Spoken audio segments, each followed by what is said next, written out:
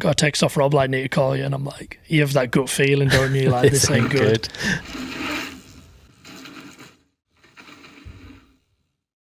So coming into 24, like, along with that challenge of being a privateer at World Cups these days, you were also on the unfortunate end of some of the bike industry stuff, right? You were riding for Nukeproof, which through no fault of their own, I think they were a great company. It's the bigger structure that they were within kind of shot them, and Nukeproof went out of business earlier in the year. Like, did you see it coming? Did you have a bit of a heads up? Talk us through it from your perspective. Yeah, no, absolutely. Did not see it coming. I was not aware. Obviously got this phone call. Got a text off Rob, like, need to call you. And I'm like, you have that gut feeling, don't you? Like, this ain't good. And I knew it wasn't good. And he rang us, and anyway, he told us, and I was like, oh, basically should get my invoice in for, the season's funding. He was like, nah, too late. And I'm like, oh, man. So I had a double kick in the balls from, like, losing money last year to then obviously nothing this year. Yeah. So financially, I was in a bad position. Yeah. Obviously, crap about Nukeproof, because again, like, for sure, from the outside looking in, looks strong. Yeah, it was a good bunch of people, right? Yeah, good designs, good bikes, good kit. Yeah, and it was only going from strength to strength as a brand.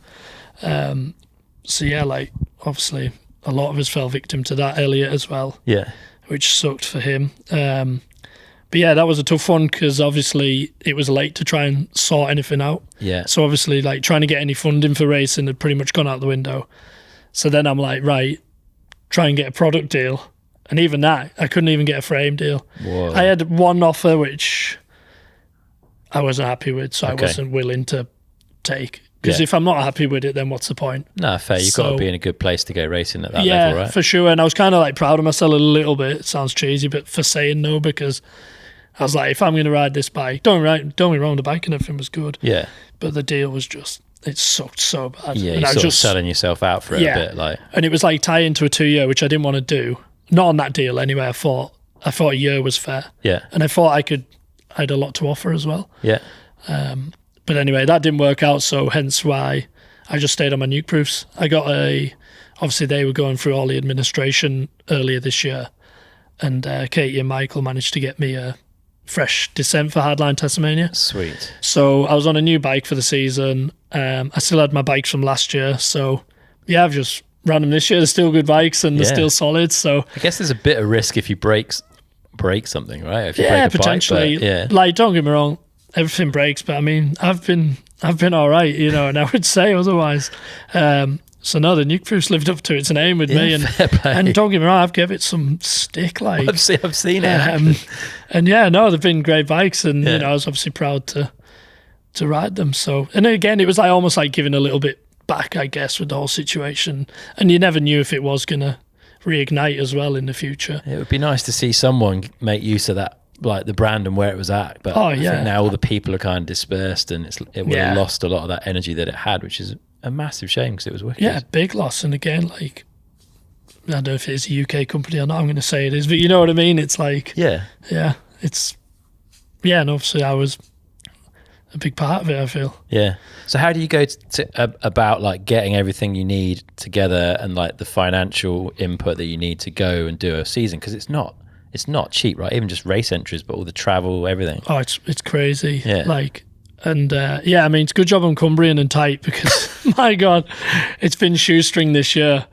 I'd be lying if I said it wasn't. And you just speak to everyone and that. And like, obviously again, I'd had like further cuts like from other sponsors. So then I'm like, it's not like you're getting more in, you're just trying to fill them holes, which again is so tough, because getting products easy. It's obviously not, because I couldn't even get frame product, but getting them like smaller brands and that to buy in, and and hopefully give them something back. But like, the merch has been a massive help this year. Yeah, I was going to ask about the whole gas to merch stuff. Like, how's that going? It's doing all right, and it's kept us on track basically. That's filled a lot of the gap for us. That's amazing, mate.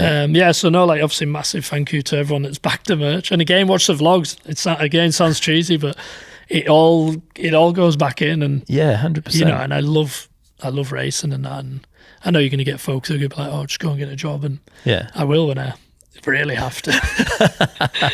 We'll cross that bridge when we get to it. You've got a job, mate. Yeah. Various it's just jobs. one that a lot of people would really like to have, isn't it? Yeah, I guess. And yeah, you know, we're still going quite fast. So, did you notice an uptick in the merch when like things got more challenging, like the whole points gate thing, and like with Nukeproof going? Did you see? Was there an obvious like feel that people were getting behind you more and helping out on that stuff? Yeah, like a big upwards trend. Yeah, on our graphs, on your spreadsheet. Nah, to be fair, it's just always tickled away kind of thing. Like, don't get me wrong, the whole points gate probably raised my profile a bit more and stuff like that. But no, just in general, just like everyone that backs me is like, I don't know, I'm going to say they're a fan. I don't know. Yeah. Whatever you want to call them. I guess that's a word for it. Yeah, no. So I guess just, good fan base. And again, I think probably the biggest thing's been the vlogs. Yeah. Probably. Because I've got this thing where I reply to everyone on YouTube as well. Fair play. Because I think like they've gone out of the way to comment on that. Yeah. And you know, like if you're traveling and that, it's easy to reply to everyone. And like you do actually, it is quite funny. There is some funny interactions. And then obviously you get to know them. People like, they'll come up to you and stuff when you're a Dovey or whatever at a race and that, and you have a crack with them, and it's cool. Yeah, I don't think people realise like how much it means to like for people that are creating content and using that as a way to like make their life work, to like something, to comment on something, to share it. Like it does go a long way. No, right? massively, you know, and I appreciate them watching it, and obviously again it is giving back to me because it puts a few quid in the pocket and we go racing.